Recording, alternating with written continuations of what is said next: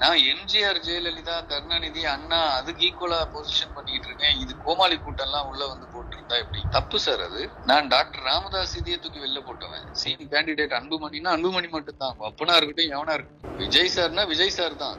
இல்ல, அது பெரிய தப்பு. இது 2% கூட தேராது இப்படி போச்சுன்னா. பொசிஷனிங் வந்து சிஎம் ஃபேஸ் பொசிஷனிங் வந்து டைலூட் ஆகக்கூடாது. கமலாவது நான் அவர் இதை வச்சுக்கிட்டு ஐடியாலஜி இல்லாம 4% எடுத்தாரு. அது 2 கூட தேராது. ஜெய் சாரே சொன்னா கூட, ஆனந்த் சார் சொல்லாம, ஜிஎஸ் சொல்லாம தொகுதியில கூட நீங்க கால் எடுத்து வைக்க முடியாது. இதுதான் எனக்கு பிரச்சனை. இப்படி இருக்க கூடாது. சிஎம் கேண்டிடேட் யாரோ அவங்க தான் ஃபேஸ். இவர் சென்டர்ல நிக்கிறார், சார் பக்கத்துல நிக்கிறார். வேணா இருக்கலாம். மட்டும் இல்லாம இருந்தது அப்படின்னா நாளைக்கு இவரையே ஹைஜாக் பண்ணிட்டாங்க யாராவது, பிஜேபியோ டிஎம்கேவோ, அவ்வளவுதான், நீங்க காலி.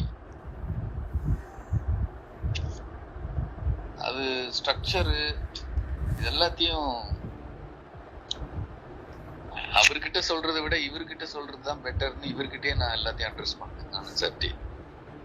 ஏன்னா அவருக்கு சொல்லி அவரு அது அந்த டெப்த புடிச்சு அவர் வந்து இவர்கிட்ட பேசவும் மாட்டார்.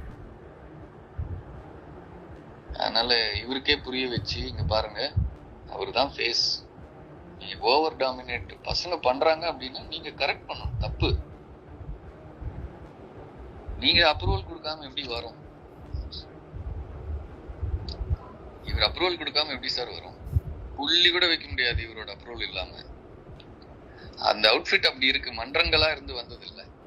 ஸ்ட்ரக்சர் அவரோட பார்ட்டி ப்ராப்பர்ட்டி, ஃபேஸ் இவரு அப்படி இருக்கு. இந்த ஃபேஸையுமே இவர் டாமினேட் பண்றாரு. டாமினேட்னா ஓவர் பவர் பண்றாரு. சின்ன பையன் மாதிரி தவுளுன்னு 10ல் 1ன்னு போட்டுட்டு இவர் முகத்தை இப்படி பெருசா அப்படியே, இது வந்து ராங். இது துரைமுருகனை ஸ்டாலின் பிளேஸ்ல துரைமுருகனை பண்ணா என்ன ஆகும்? கட்சி உருப்படுமா? ஜெயலலிதா பிளேஸ்ல சசிகலாவை பண்ணா எப்படி இருக்கும்?